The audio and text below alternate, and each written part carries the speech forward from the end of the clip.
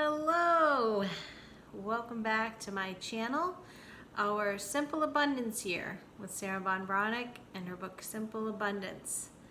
I hope you're all doing well. Hope you're carving out some time for yourself and that you're having a great summer.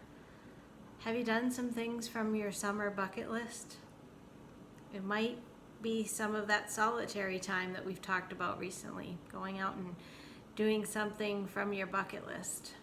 I hope you're finding the things, oh my goodness, like a kitty, that are bringing you joy. I don't know what is up with her lately. She just walks up and down the hallway like she's talking to another cat or something. I think she's lonely. I don't know, or bored. I just played with her with a string, so I thought it was going to tire her out before the video. Anyway, she'll probably be in the background. That's my kitty Annabelle. Anyway, back to what we're talking about. So this is July 2020, and we've been honing in on figuring it out. What are the things that we would like to do if we had the time, and how do we make the time to do them? And Sarah's mentioned a couple of times during this section of the book about having a hobby. So that's what today's video is going to be about. I'm going to read today and tomorrow's entry and pull in some things if you're struggling to think about what a hobby could be. So in today's entry, it's called the plie of pleasure. Do you know what a plie is? It's a ballet move. It's the thing that you do at the beginning when you're warming up. It's just like up, and then the up would be the releve, but you go down, bend your knees, and come up. That's a plie. So it's a warm-up move to get the body ready for dancing. So she's encouraging us to think about diving into a hobby in that same way, that we're easing into it. Just like I mentioned the other day, like if you're trying to lose weight and you're not going to go out and run a marathon, you're going to start increasing the time that you're exercising if you're starting an exercise program as a part of that. So we had to pull that in when we were thinking about how do we make time for ourselves with everything that we have on our plates, right? So in this plie of pleasure entry today, she starts off with a quote from the Mother's Magazine from back in 1913, this was said. And it says, "What is your hobby? Every woman ought to have some pet interest in life outside of the everyday routine which composes her regular occupation. What is yours?" You already have some hobbies? Wonder if you do. I think she's going to talk to us. So Sarah is encouraging us to decide upon a hobby or two, and then she asks us, where are you blocked? A hobby is a wonderful way to start freeing yourselves creatively. That's because no one expects us to be perfect at a hobby. Hobbies allow us to experiment, to dabble with the paint, the poem, the pot, and the plie. Pursuing a hobby warms up our talents and illuminates our natural inclinations. We get to try on imaginary lives and see how they fit. That's kind of cool, right?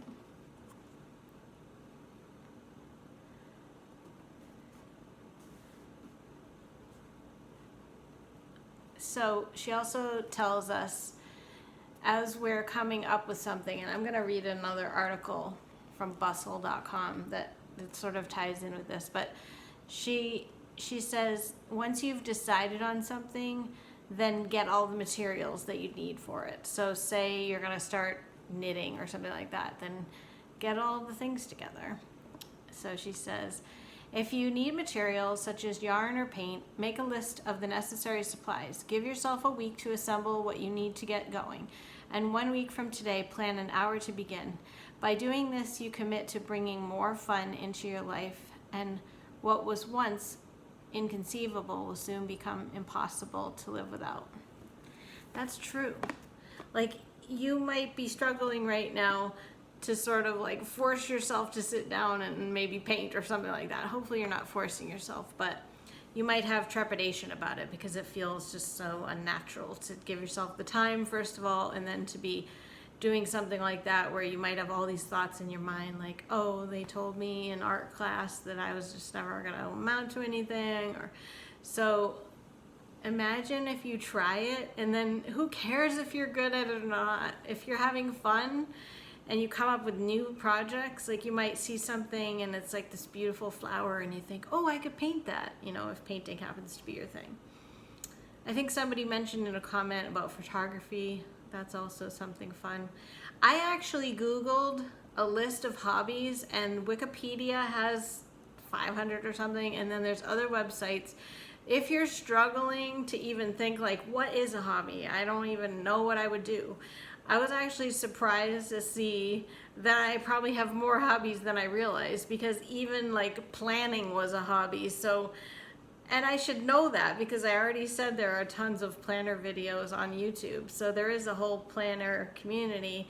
So that is a hobby, and I love it. I get all into my stickers. You know how I like to get my pages together and everything in my planner. So I guess that's a hobby. I never even really knew that was a hobby. And what else was on there? Something else that I thought, oh, I have that too.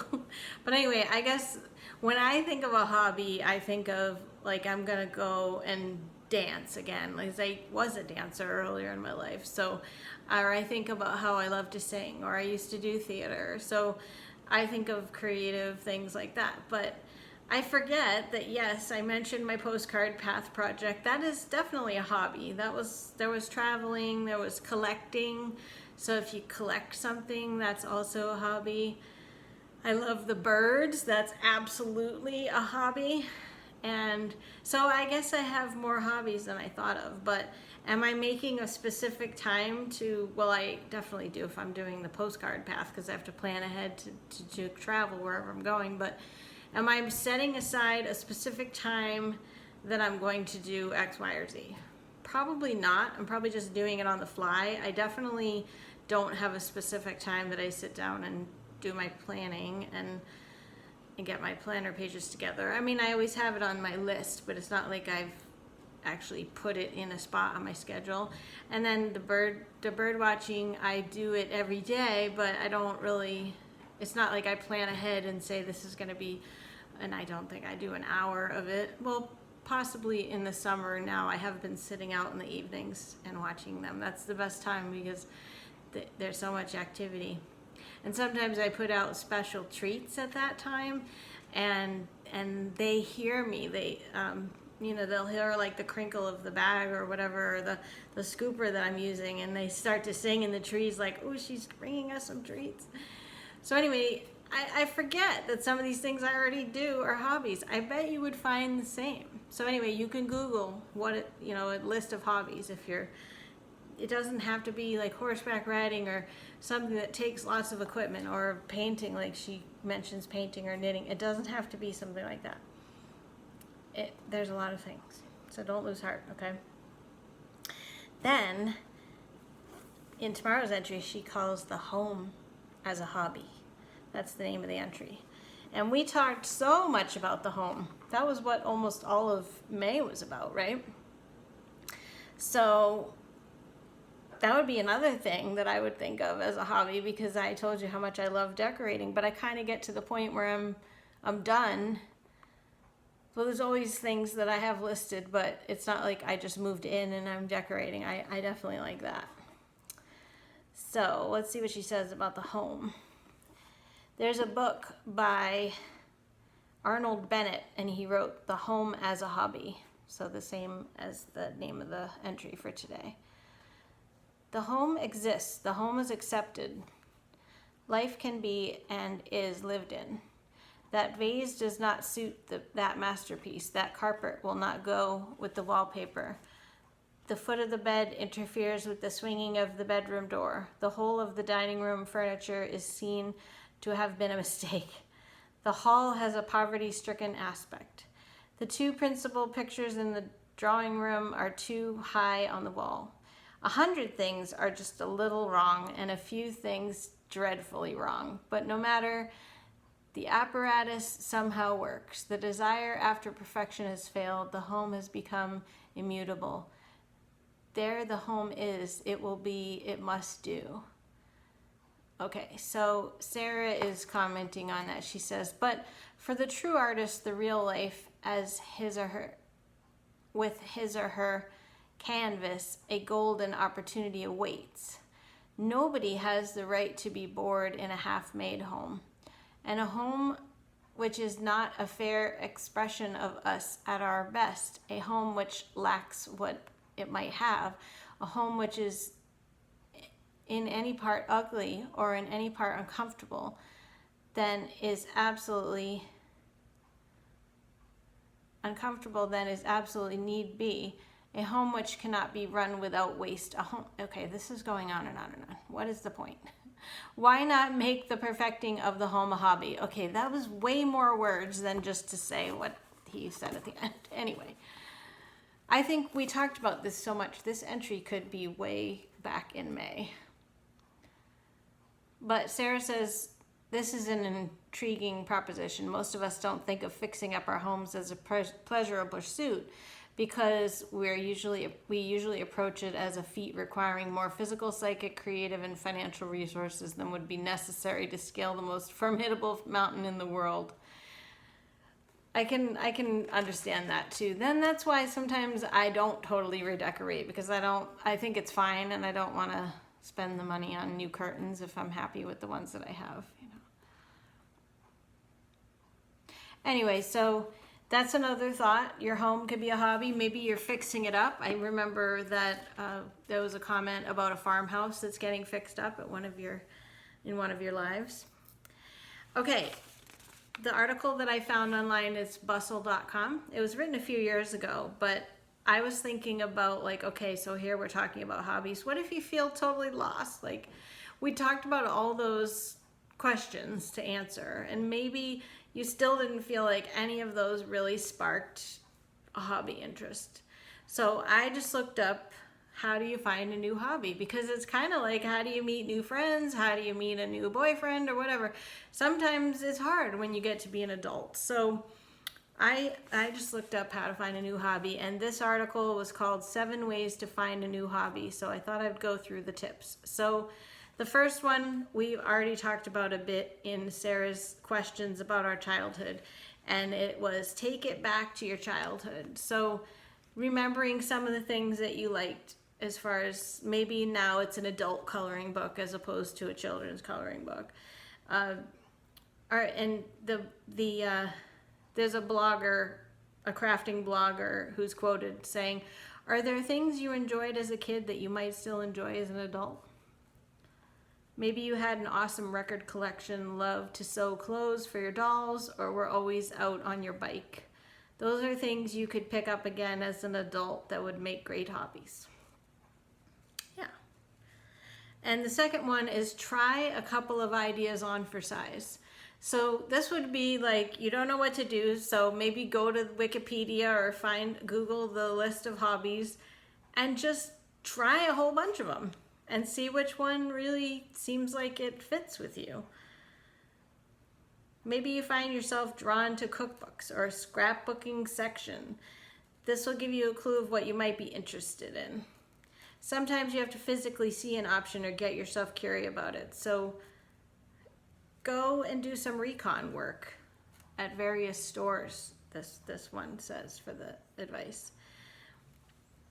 I like this one. Choose something that will make you forget about your day.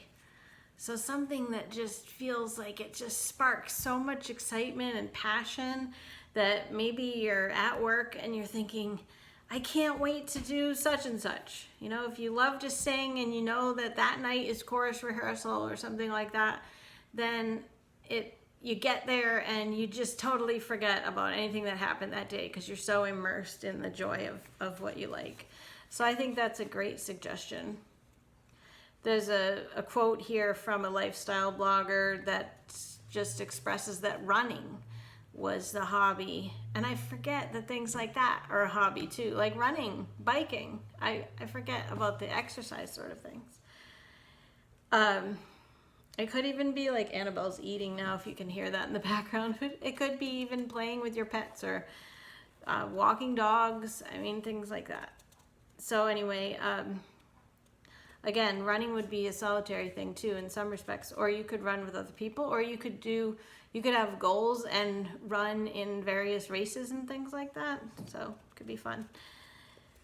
And the next one is see if you have any past hobbies that you forgot about. So again, we did a whole thing with excavating questions and trying to get to the root of some things. Like we talked about what's your favorite book section at the bookstore or the library. That could really tell you a lot. But what if you had a hobby, like remember I said that I used to write poetry 20 plus years ago? And it's not that I've forgotten about it, it's just that I haven't given any time to it, and I sort of don't know if I'd be good at it anymore. I just felt like it came very naturally back then, and I've just sort of like lost it. Like when you used to play an instrument, you might be able to pick it up and play a little bit, maybe one song that you really remember, but you sort of like let the hobby go. So that would be like me. But in some cases, and there's a story here in this paragraph about how somebody forgot that they were writing a children's book or something, and a family member reminded them, like, what about that children's book you were writing? And so the suggestion is to go and look around the house and see if there's things like maybe you started collecting something years ago and they're just in a box and you totally forgot you were gonna make a little shelf for them and try to find them in every state you visited or something like that. So look around for clues, ask relatives maybe or friends, like, do you remember that I was working on anything a long time ago? And see if you forgot anything from the past. And this one is kind of like the one with seeing which bookstore or which book section you went to first. But this is notice what you love to buy as guilty pleasures. I'm trying to think if that would be something. It could again be like maybe it's something that you collect. And you notice you're always drawn to one at the store. So maybe that would be a new collection that you'd have. And the next one is see what you want to change about yourself. So a hobby could be some sort of a self-help, self-enrichment sort of thing too. You might want to learn something and maybe change careers, or learn something to help someone, or just learn something that you were always interested in. And maybe, so what else might you want to change? Maybe you want to be a better dresser or something, and so you go and you take classes about fashion, or you learn how to make your own clothes or something like that. Yeah. And the last one is think of the last thing that made you forget to eat. Isn't that a good one? That's kind of like something that made you forget your day, but when I read that one, I thought, oh, wow. And I bet you can think of something that you were so into that it was, 3 hours after the meal and you went, wow, I never ate, because you were so into it. So if you can have like a very driven, obsessive sort of engrossed personality in certain things, I can certainly relate to that. Then you may find that one helps you really get to the bottom of like, wow, I really liked that. So I can think of a few things. Like I told you last time we talked about the hobby, I think it was 2 videos ago. I'm struggling to find some that are solitary, but again, like I've just discovered today that I have hobbies that I didn't even know that I had. So I guess I have a couple. But some of my hobbies would definitely involve somebody else. And so we'll see.